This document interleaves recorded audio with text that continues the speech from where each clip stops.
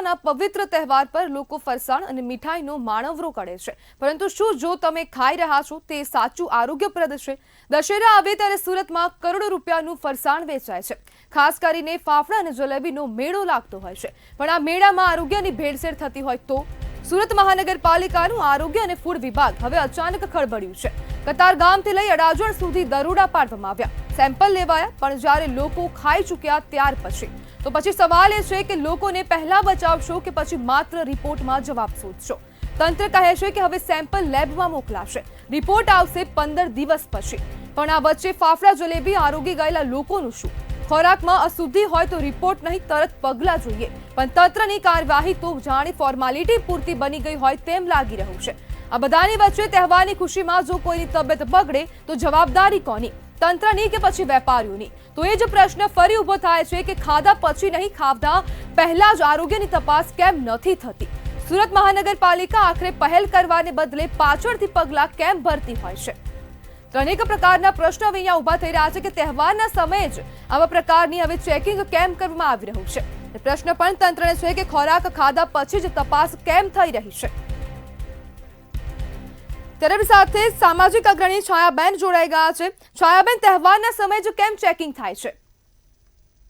મને બી સમજાતું નથી. શું 12 માસ જયારે ખોરાક વેચાય છે ત્યારે કેમ કોઈ ચેકિંગ કરવા નથી જતું? મને એ જાણવું જરા સમજ પડવી જોઈએ જનતાને કે આ સમય જ કેમ એવો છે કે મ્યુનિસિપલ કોર્પોરેશન બધી દુકાનોમાં જઈને દરોડા પાડે છે. 12 માસ કેમ નથી પાડતી? હર મહિને કેમ નથી જતી? હર અઠવાડિયે કેમ નથી જતી? ફક્ત તહેવારોમાં જ કેમ? અને તે બી ખાધા પછી રિપોર્ટિંગ બહાર આપવાનો મતલબ શું છે? છાયાબેન, હવે ખોરાક ખાધા પછી તપાસ કેમ થાય છે, પહેલા તપાસ કેમ નથી થતી? જી, મારો બી આ જ સવાલ છે કે જ્યારે ફ્રૂટ પ્રોસેસ થતું હોય છે, ખબર છે કે આ કંપની આ વસ્તુ પ્રોવાઈડ કરે છે, તો ત્યારે એમનામાં કેમ નથી જઈને દરોડા પાડતી અને ત્યારે કેમ ચેકિંગ નથી થતું?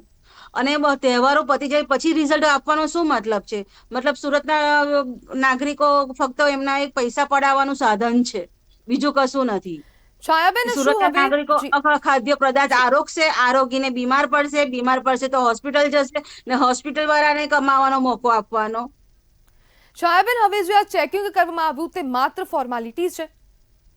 જી હા, બિલકુલ 101% સાચી વાત છે કે જો સુરતની જનતાને ફક્ત લૂંટવા માટે જ સરકાર આ કામ કરે છે. મહાનગરપાલિકા પણ કે બીમાર પડશે તો આરોગ્ય ખાતામાં જશે, હોસ્પિટલોમાં જશે, ડોક્ટરોના ઘર ભરાશે.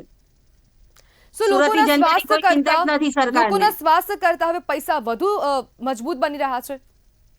જી હા, સાચી વાત છે. કેમ કે જે અસલી ગુનેગારો હોય છે, જે ખાદ્ય પદાર્થને પ્રદૂષિત કરતા કેમિકલો મિક્સ કરવામાં આવે છે, એ બધાને જ ખબર હોય છે કે ક્યાં કઈ જગ્યા પર કયો વસ્તુ નાખીને લોકોને, જનતાઓને સ્વાદને વધારી અને એને ખાવા માટે પ્રેરિત કરે છે.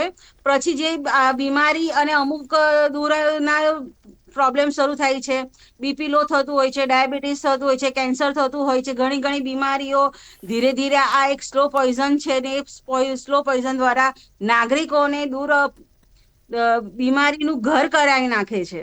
પણ સુરતના મહાનગરપાલિકા છે કે એમના અહીંયા ગાડીના કોઈ બી આરોગ્ય ખાતામાં આ વાતની બધાને જાણકારી છે કે હરેક ખાદ્ય પદાર્થમાં કેમિકલ યુક્ત પ્રયોગ કરવામાં આવે છે.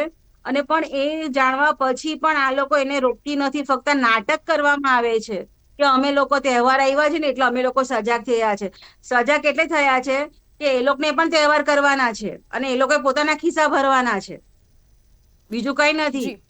ખાલી નાટક છે. આભાર.